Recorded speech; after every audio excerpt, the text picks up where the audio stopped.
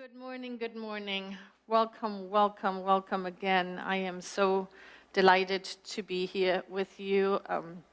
The first half of the service already had me crying, so we'll see how this is going. But I have a good supply of tissues right there, so if I leave the platform, that's where I'm heading. It's been a week. It has been a week. We had lots of things happening here in our beloved community.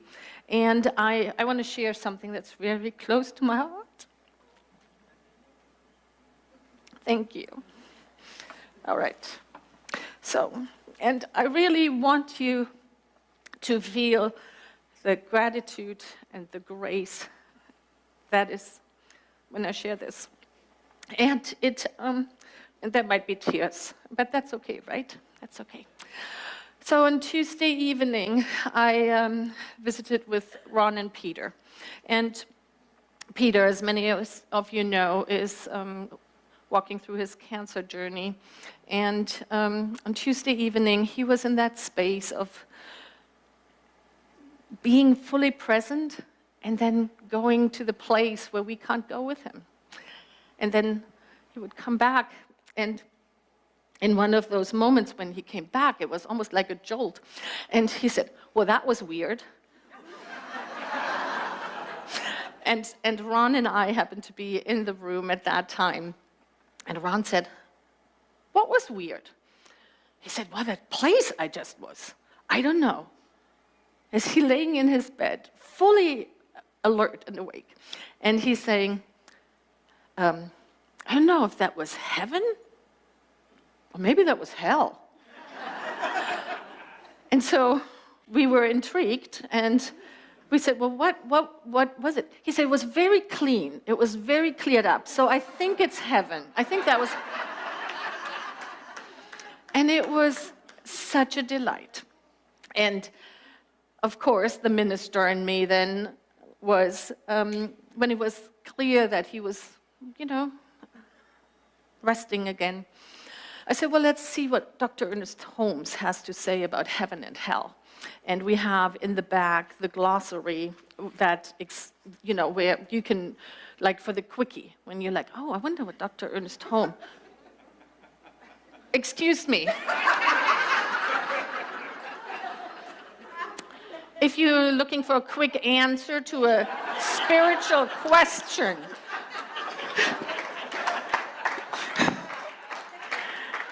when you're looking for a quick answer to a spiritual question, I pulled out the big book, and we read what heaven and hell, how Dr. Ernest Holmes defines it.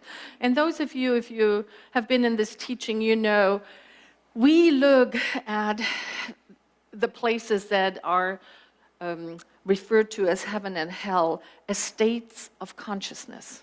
When we are in that place of just divine illumination, when we are feeling one in the one, when we know without a shadow of a doubt that there is something greater in the universe and that I can use it and I'm one with it, that being of and in the one true reality, the one infinite reality with a capital R, we refer to that state as heaven. And then on the other end of the spectrum, and I don't know if you have been here, but I have, where I couldn't find that connection. It was nowhere to be found. I was alone in the vastness of my life. Nothing worked. And that, beloveds, is hell. I know you have probably heard that some people say religious people believe in heaven and hell, and spiritual people know that there is a hell and they've been there and they came back. And I do think there's some truth to that. There's some truth to being in those moments when we are feeling one in the one, when our light is shining so brightly, when all is well, no matter the circumstances. that we are faced with, when we have that inner connection to the light, we know that we can walk through anything. And so all of that is to say that we have a candle here on the platform today. And that is the light that is Peter, if he is physically here or if he is not physically here anymore, which is the truth of each and every one of us. And I thank you for just sending some love to our beloveds. So on this very same page in the book, where the explanation is about heaven and hell, is also illumination. And I said, oh, isn't that convenient? Because that's what I'm speaking about on Sunday. And so I went with Peter through what it says in the glossary about illumination. And he picked the two sentences, or the two phrases that he wanted to bring in. And I think we have a slide for that. What does illumination really mean? Well, the definition is inspiration reaching a cosmic state. Inspiration, having spirit within, in spiritus, reaching a cosmic state. Illumination comes as one more and more realizes their unity with the whole. Now, if you have read Dr. Ernest Holmes, you know every time he capitalizes a word, it is a synonym for God, for the divine, right? So unity, our oneness, experienced oneness with the allness of life. Being one in the one.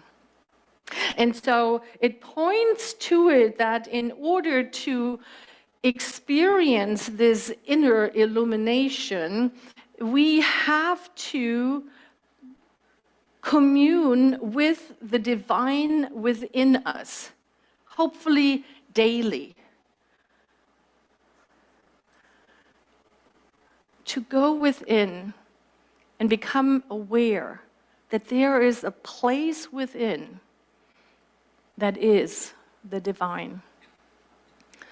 I just saw Shelley sitting right there at the Palooza. She sang a great song. It was, I Want a Sunday Kind of Love. And I think about spiritual practice as self-love. My spiritual practice is the love that I give myself. And so I was thinking about this song this morning in the shower, actually. And then I was thinking that I want a Monday, Tuesday, Wednesday, Thursday, Friday, Saturday, and Sunday kind of love. Maybe we can rewrite that song. I want to share a story with you. In 1957, there was a monastery in Bangkok that needed to move, and they wanted to move their Buddha story. And this Buddha statue, this Buddha was 10 feet high. And so a crane had to be brought in order to move it. It was clay, it was beautiful. And so the crane came and it picked it up, but it proven too heavy for this crane. And so they had to lower it down because the clay started to break. There were tears in the clay. And so the head monk said, okay, stop. And we're going to put it gently back down. And they covered it because on top of everything else, it had started to rain. So they put a huge tarp on it. And in the evening, the head monk went out with a flashlight because he wanted to make sure everything was okay. And as he was shining the flashlight onto the Buddha, something was reflecting from the crack.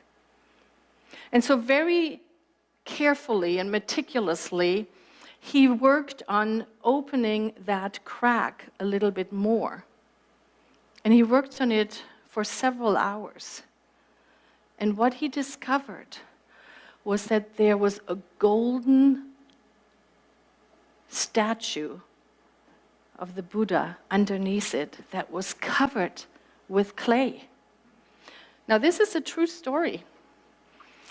And what scientists are thinking, that centuries prior, when the Burmese were threatening to invade Thailand, what was Siam at that time, that the monks thought, in order to protect this valuable golden statue, that they would cover it with mud that became clay, right?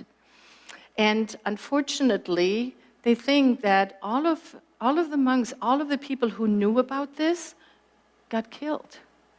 And so nobody knew what was underneath it. I love that story. And here's what it reminds me of. What is the clay? What is the mud that we put around our golden inner light? And you know, I'm going to share a couple of ideas from modern psychology, but before I do that, I really would love for all of us to take a breath. When we have a Sunday morning that really comes close to our heart, it is an opportunity for us to open up and have a deep realization, something that helps us to continue this path of personal and spiritual growth. So thank you for breathing. So the question is, what might be the mud that covers my inner light? And maybe we'll start by just taking a moment, and I ask you to connect. Do you have an idea? Do you have an inkling?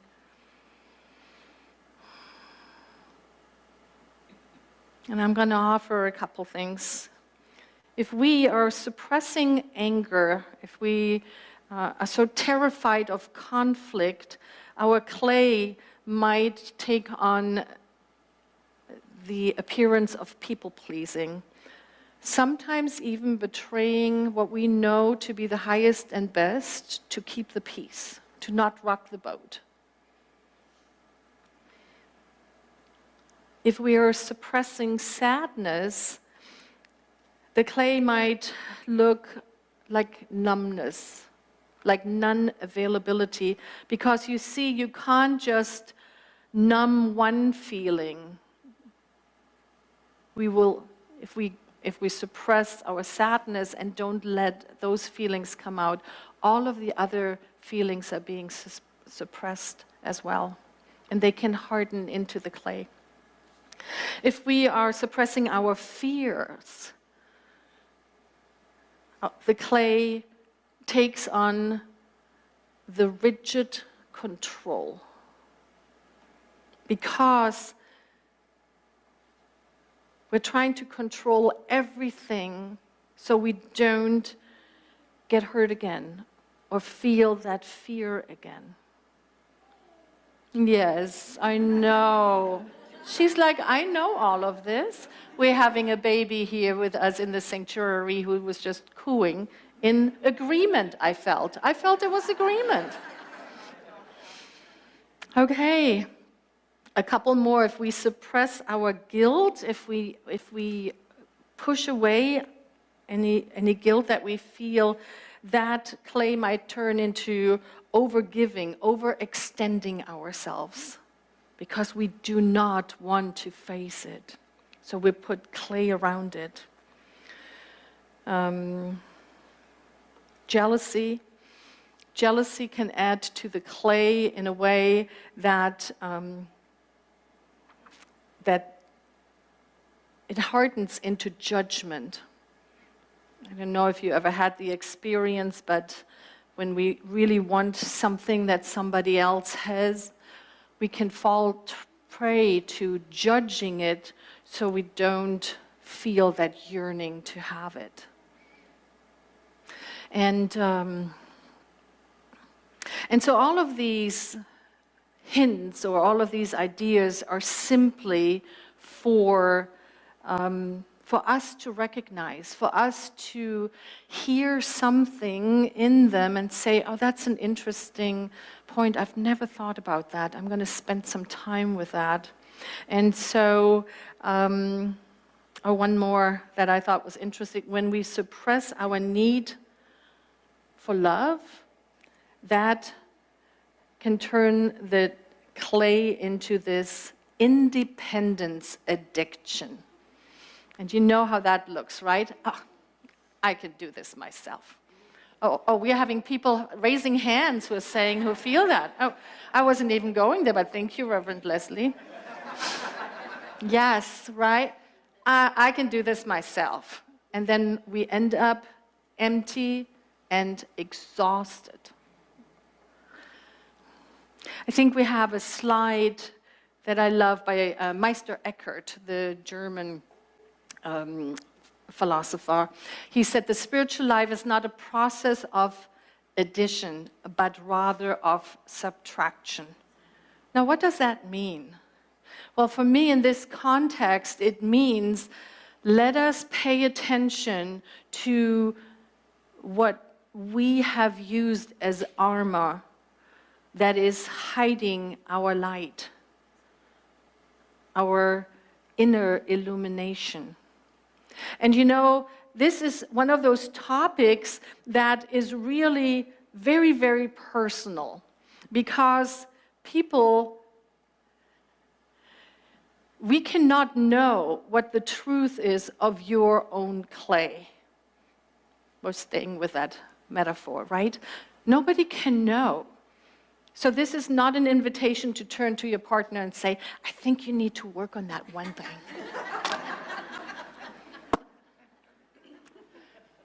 We wouldn't do that. No.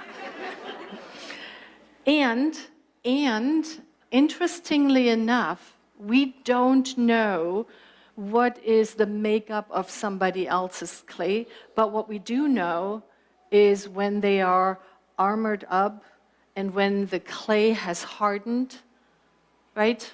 We know how that feels. We know how that feels from the inside, and we also know and have an idea how it feels on the outside when somebody else is in a place where their clay has really hardened and they might not even be able to see their inner light.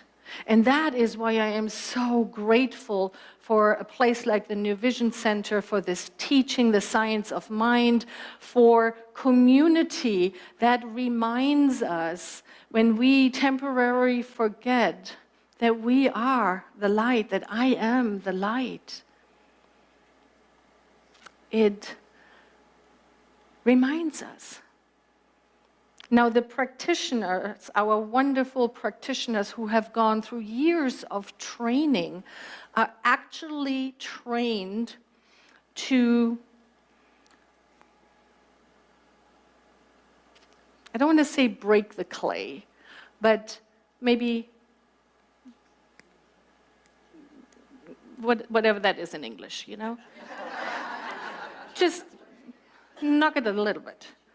Help, because that is the beauty of sitting with someone who is so connected to their own inner light that they can share it easily and share a prayer, a spiritual mind treatment to know the truth about the other. Because what is never true is that there is not a light in somebody, in anybody, everywhere. People who we have never heard, who we have never known of. Either we believe in this concept of oneness or we don't. And that's hard. That's hard at times when my human Karen is so sure that, no. And even there, I have to remind myself,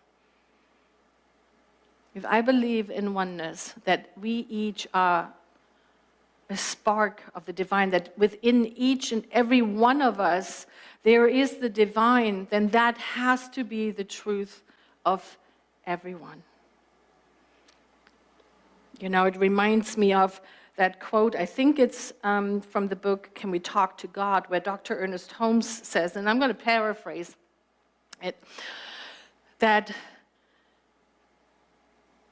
anything that happens has to happen through us. It cannot happen to us. It has to happen through us. So the divine is doing its job. It's right there. And it behooves us to remove the clay, anything that we have put in the way for that divine inspiration to happen through us. She just said, yeah. Did you hear that? The baby said, yeah. Yes. I love that. It's the truth. So our job, my job, is to remove any obstacle to allow the love, the peace, the joy, the harmony, the beauty move through me.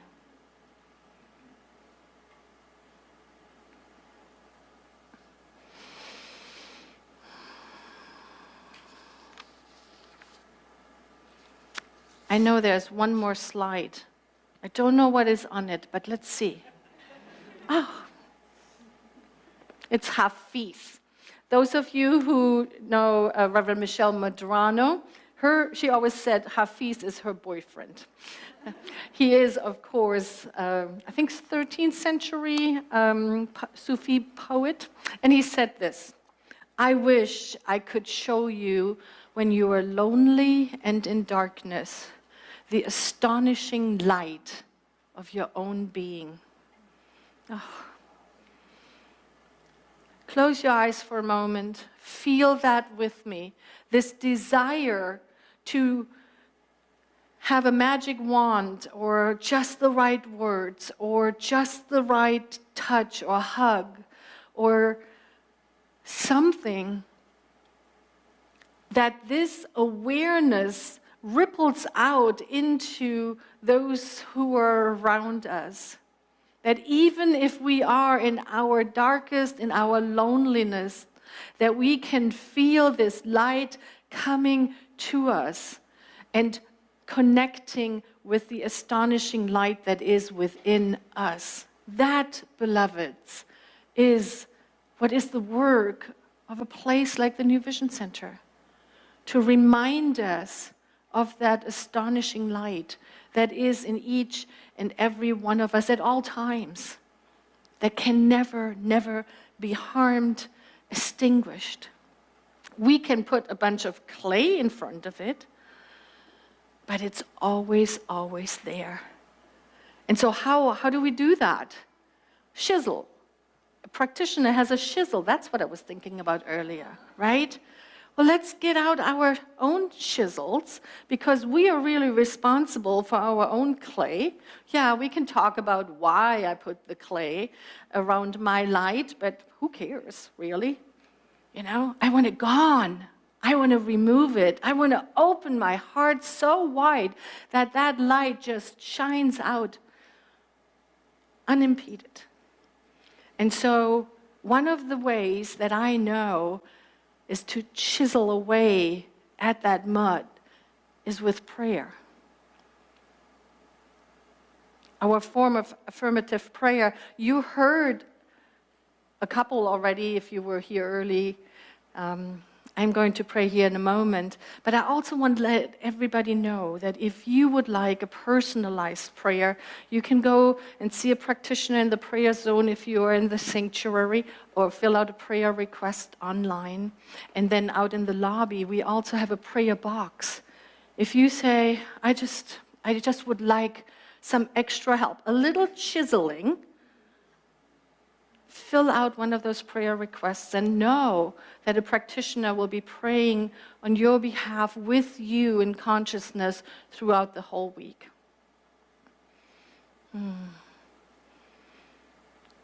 So for those of you who took a schnoozle through that talk, nobody here I know, but here's the summary. You are the light. You might have put some mud around it, find a chisel, and let go of it. Okay? All right.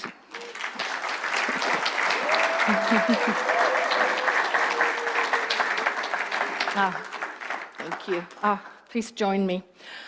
As we lift ourselves up within, as we go upstairs, as we find that place within the vibration of harmony and love, of kindness, of wholeness, of peace. And just breathe right here, recognizing that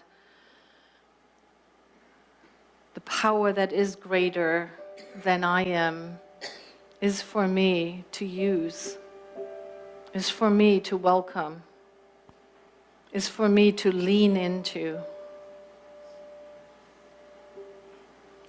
And as I consciously take a step into this realization, I recognize that deep at the center of my being, the inner illumination is taking place right now, right in this moment. And as I know this is the truth of who I am, what is happening for me, I know that this is the truth of every beloved being, that there's something within us that is yearning to be expressed ever more fully.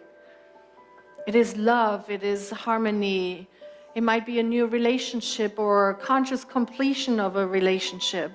It might be a new way of giving our gifts, or it might be whatever.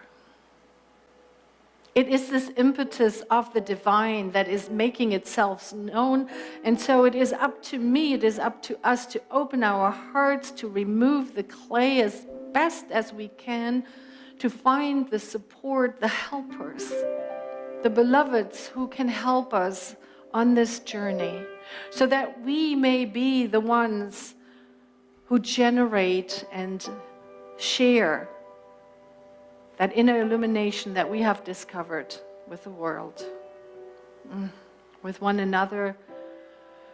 And so I know that that is the truth that is happening in our prayer ministry, that every beloved who has placed a prayer request into our prayer ministry is held up in the light, knowing that the highest and best is taking place regardless of any outer circumstances. Oh, how grateful, grateful I am to know that this is the truth, that the divine is right here working on our behalf as we place this word into universal law, into the law that always says, yes, it's already done. Thank you, life. Thank you, life. And so it is.